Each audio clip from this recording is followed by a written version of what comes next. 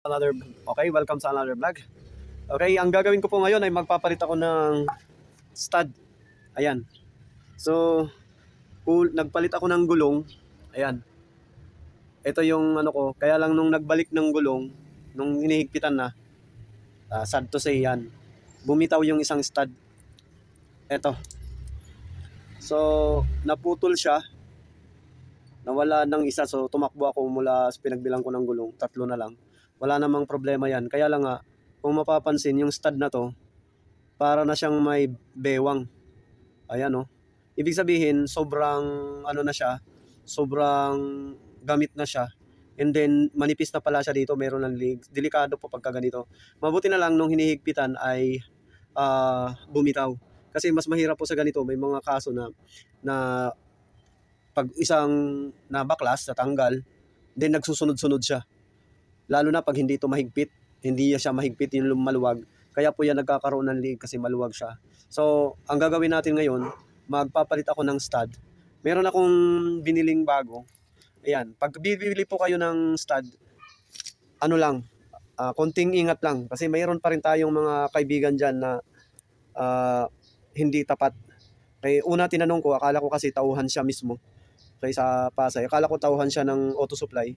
Sabi niya sa akin ay 250 daw ang isang stud. Tapos yung pala 50 pesos lang.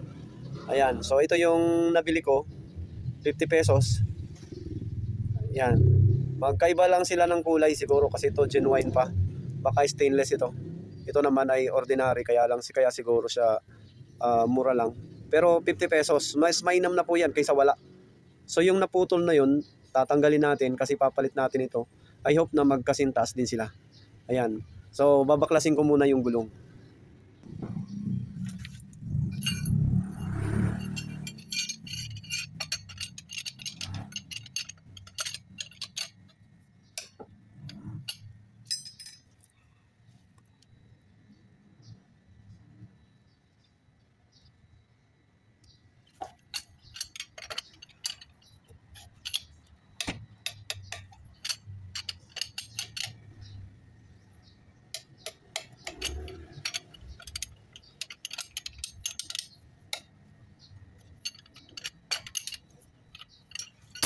Yan, so naluwagan na natin yung mga bolt sa stud. So iangat natin para malagyan natin ng kalso.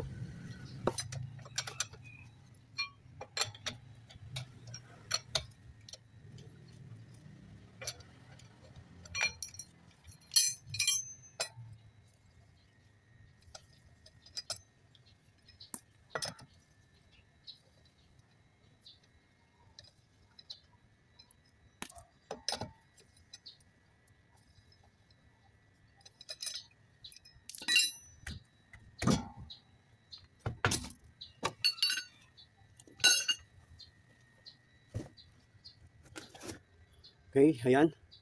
Ito yung putol. Medyo mahaba-habang ano to. Kasi ito, babaklasin natin yung caliper. Medyo matagal-tagal nang walang ano to. Kailangan langisan muna to para lumuwag. Mapabaklas natin to palabas. Ayan, so ito lang ang bukod tangi. Pero may ano na rin tong ano na to.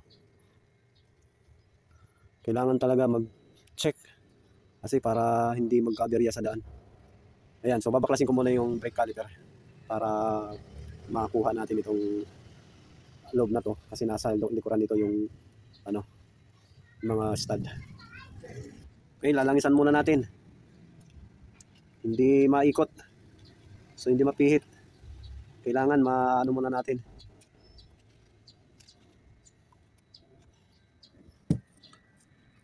Ayan, tanggal na natin ang brake caliper. Alisin muna natin.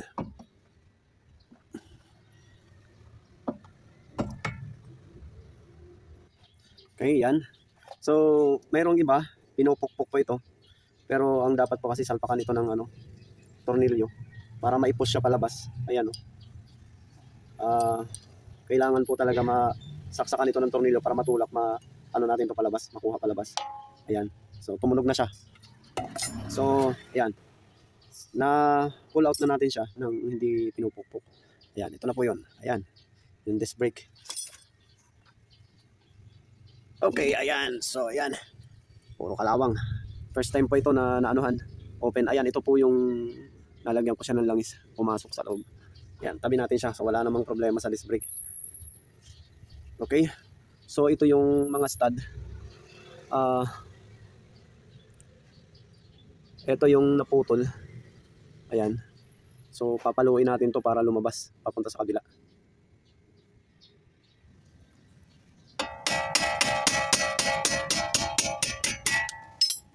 Okay, ayan na. Tanggal na. Ayan. So, naalis na natin. Ay, i-check na rin natin yung tatlo. Total, isang baklasa na rin lang. Palitan na rin natin itong mga tatlong to. Kasi lahat may baywang na eh. So, ang delikado guys sa ganito, pag nalulubak, bigla na lang yan bumibitaw. Ayan, so, i-check ko to. Titingnan natin kung kailangan na bang palitan. Kasi kung isa lang ito, okay rin naman. Kaya lang maganda ma-check na rin natin. Okay, so may nabili tayo sa auto supply pero wala namang kaso, mas mahaba nga lang sa original. So yung original yan, ito, ayan. So mas mahaba siya ng mga 10 mm, 10 mm. So wala rin namang mga 0.5 mm. Ayan. Ayan, 0.05. Ayan, so wala namang kaso kasi pasok naman siya. Pasok naman itong na to. Yung nga lang, maiibang niya. So, ito, okay pa naman. Kaya lang, ang hirap po kasi sa mga tornilyo. Kagaya nito, maayos pa naman siya tingnan. Ayan o. Pero bumitaw sa gitna. Ayan o. Maayos pa siya tingnan. Pero bumitaw yung gitna. Ayan o. So, ito po yung medyo mahirap pagka nangyaring ganito. Kasi hindi nakikita sa labas yung kanyang sira. Yung pala nasa loob. Ayan, medyo itim yung part na to.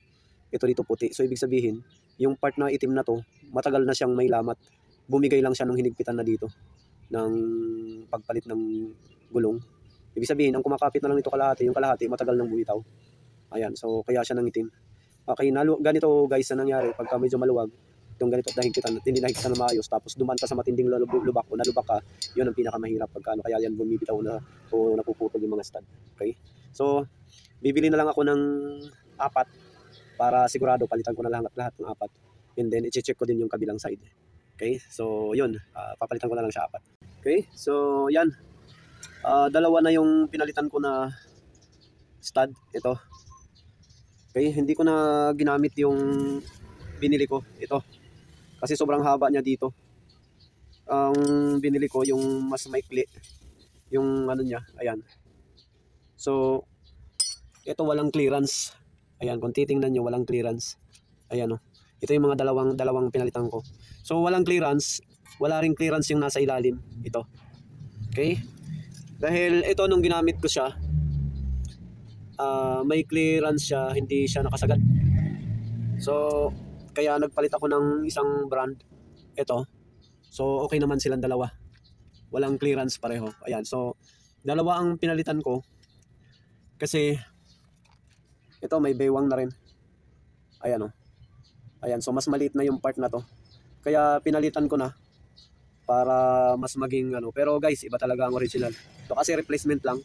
Pero malalaki siya, pero syempre iba pa rin talaga ang original. Kaya iniwan ko yung dalawa. So may dalawa akong pinalitan. Yung dalawa medyo okay pa naman. So itong dalawa, ito yung replacement na ginamit ko. Ayan, so okay na siya. Ang pagpasok dito mo lang sa part na to. Wag dito kasi hindi siya may lalagay. So, dyan sa part na yan. Yan, so ang ginawa ko dito, pinasok ko muna dito, tapos pinukpok ko lang siya ng konting tapos pine-press ko siya, kinabit ko muna yung disc brake at saka yung gulong, and then hinigpitan ko siya para pumasok siya dito. Dahil guys, kailangan kasi may mga ngipin yan eh. Kailangan yung ngipin na to, ito, ayan, medyo, ayan, yung ngipin na to, kailangan niyang pumasok dun sa mga ngipin sa loob. Kasi bakit? Para pag tinatanggal ang gulong, hindi siya iikot, hindi siya pipihit. So maiiwan talaga siya kasi kukontra ito eh. Ganun po ang purpose nito. Para pag inopen mo, hindi siya sasama. Pagka close mo, hindi rin siya sasama. So, ayan yung dalawang na yan. So, natapos ko na rin. Ayan, so ikakabit ko na yung kanyang disc brake, then caliper, and then yung gulong. Yan, so naikabit na natin yung disc brake. Okay naman. Then, yung caliper naman. Brake caliper.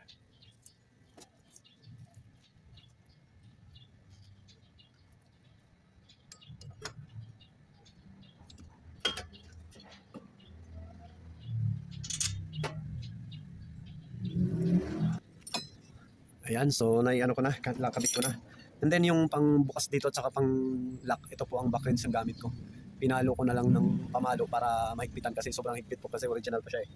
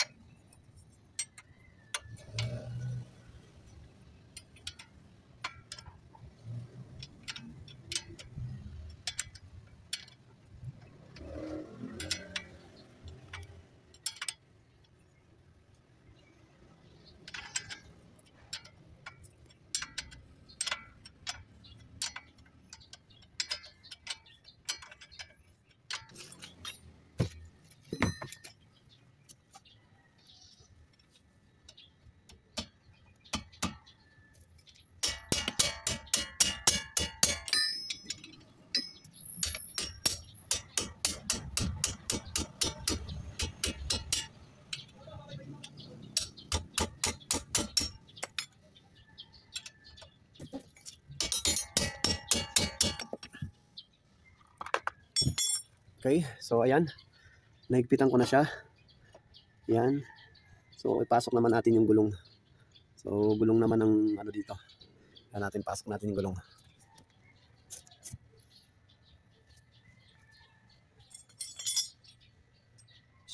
Okay.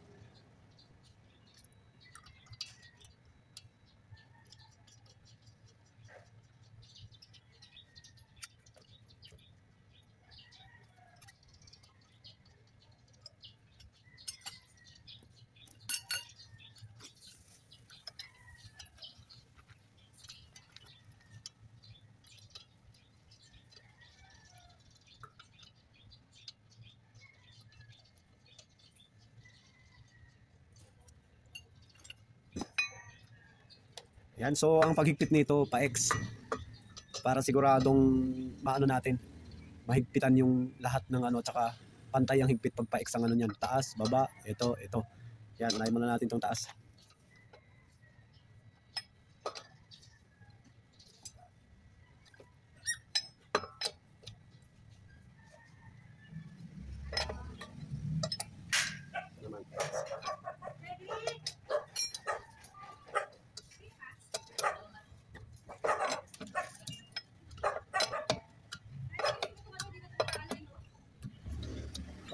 Ay, ayan. So, yun. Nakapagpa-check na, ano na tayo, nakapagkabit na. And then, yun. Nakabit ko na yung dalawang stud bolt. And then, okay na, napalitan ko na siya. So, yun lang guys. Maraming salamat sa inyong pag-subaybay. Thank you po. God bless.